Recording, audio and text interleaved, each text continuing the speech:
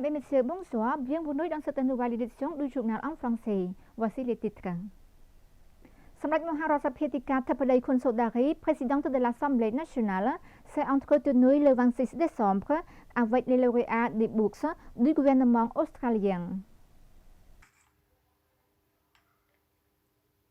Lors de l'entretien, Samrat Moharasapietika Tapadai Konsodari, présidente de l'Assemblée nationale, a félicité tous les lauréats de bourses qui poursuivront leurs études dans les établissements d'enseignement prestigieux en Australie. La réception d'une bourse pour étudier en Australie est non seulement une source de fierté pour les étudiants et leurs familles, mais aussi une source de fierté pour la société dans son ensemble.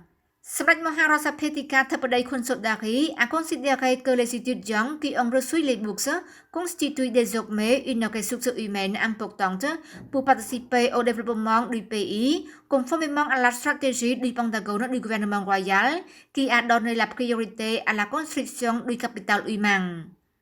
La présidente de l'Assemblée nationale a demandé et encouragé tous les étudiants à étudier dur, à adhérer à la bonne morale et à la discipline dans leur vie et les études. De plus, il faut se respecter et s'aimer. En outre, la présidente a déclaré que tous les étudiants représentent la nation entière du Cambodge, jouent le rôle de diplomate, contribuent au lien entre les peuples, renforcent l'amitié avec d'autres pays et améliorent le prestige national sur la scène internationale. Il convient de noter que 18 étudiants retenus, représentant 38 étudiants, poursuivront des études de maîtrise et de doctorat dans divers établissements d'enseignement en Australie. Tous les boursiers proviennent de diverses institutions, notamment du gouvernement, du secteur privé, des ONG et de la société civile. Lors de la cérémonie d'inauguration de la station d'épuration de Chiang Ai ce matin à Phnom Penh, Samrat Tapadai Premier ministre remercie le Japon de son soutien au développement des infrastructures au Cambodge. Le Premier ministre cambodgien Samrat Mohabobor Tapadai Honmanai a exprimé ce matin sa gratitude au gouvernement et au peuple japonais pour le soutien aux différents projets de développement d'infrastructures au Cambodge. S'adressant à la cérémonie d'inauguration de la station d'épuration de Chiang Ai, Samrat Tapadai Honmanai a dit qu'en près de 4 mois, son Excellence Ueno Atsushi, ambassadeur du Japon au Cambodge, et lui avaient présidé la cérémonie d'inauguration de 3 projets importants, parmi plus de 70 projets financés par le Japon. Le chef du gouvernement cambodgien a exprimé son espoir que la coopération entre le Cambodge et le Japon se renforcera davantage dans les années à venir. Il ne nous reste que 3 jours pour terminer notre célébration du 70e anniversaire des relations entre nos deux nations, mais nous pouvons aussi dire qu'il ne nous reste que 3 jours pour avoir un nouveau chapitre de notre coopération, a souligné le Premier ministre. Samrat Tapadai Honmanai a affirmé que le Cambodge et le Japon consolideraient davantage leur coopération stratégique pour renforcer la connectivité économique entre les deux pays. De son côté, son Excellence Ueno Atsushi a également exprimé son optimisme quant à l'avenir de la coopération entre le Cambodge et le Japon. Son Excellence Ueno Atsushi a poursuivi que le Japon continuerait à travailler avec le gouvernement royal du Cambodge pour développer davantage les relations entre le Cambodge et le Japon. À noter que la station d'épuration de Chiang Ai a été construite grâce à l'aide du Japon dans le quartier Chaang Kraum, arrondissement Mien Chey, avec une capacité de traitement de 5000 m3 d'eau usée par jour. Selon le chef du service des travaux publics et des transports de Phnom Penh, son Excellence Sompiset, cette station d'épuration est capable de pomper 468 m3 par heure pour acheminer les eaux usées vers la station de pompage de Bang Trabai. Journée internationale de commémoration des victimes des accidents routiers, 18e édition, s'est déroulée le 25 décembre à la province de Prasehannu sous la présidence de son Excellence Apiksantek Bandit Sosukha, vice-premier ministre et ministre de l'Intérieur.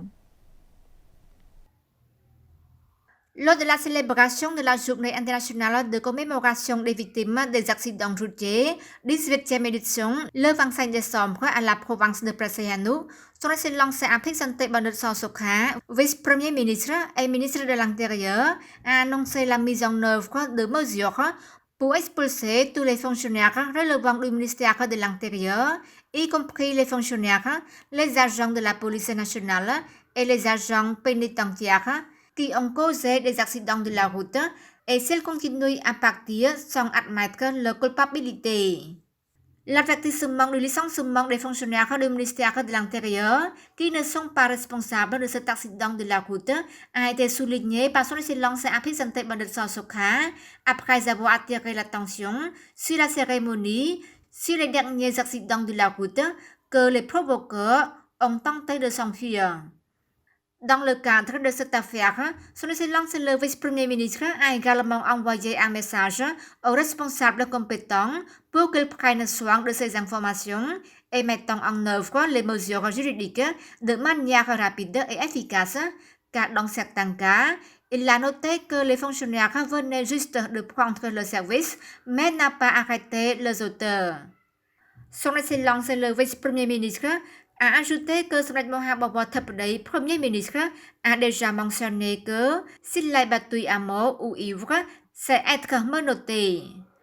À noter qu'au cours des 8 premiers mois de 2023, les accidents de la route à l'échelle nationale ont causé environ 1000 morts et plus de 2700 blessés, soit une baisse de 9% par rapport à 2022. Par ailleurs, pour la province de Praseyanuk, qui célèbre aujourd'hui la journée, en près d'un an, il y a eu 150 accidents de la route, soit une diminution de 35 fois par rapport à 2022, faisant 109 morts et 168 blessés.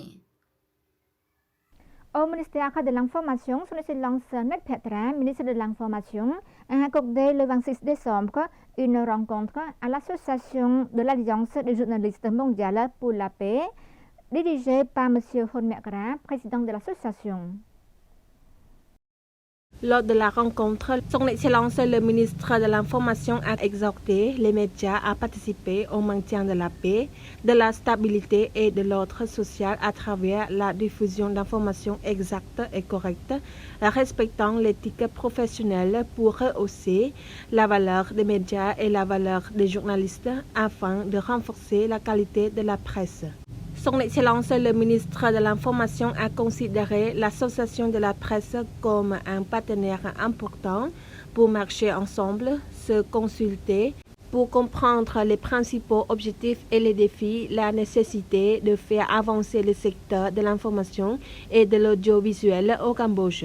Son Excellence Net Petra a déclaré que ce qu'il souhaitait, c'est que le secteur des médias au Cambodge soit non seulement suffisamment fort pour rester ferme dans le cadre de l'éthique professionnelle et de la qualité, mais aussi pour se démarquer dans le cadre régional et mondial parce que l'objectif du ministère de l'Information à l'avenir est de devenir une institution de relations publiques du gouvernement et dans le cadre de la presse de devenir la voix du Cambodge. À cette occasion, son Excellence Net Petra a souligné le travail de soutien aux fonctionnaires du ministère de l'Information et aux journalistes. Le ministère s'est associé au Centre de diagnostic biomédical pour bénéficier d'une réduction de 30% sur les services de bilan de santé. Il suffit qu'un journaliste présente la carte reconnue par le ministère de l'Information. C'est la fin de cette édition. Merci de nous rejoindre. Et demain à la même heure, vous retrouverez Jamran Tuesday pour une nouvelle édition. Bonne soirée à tous.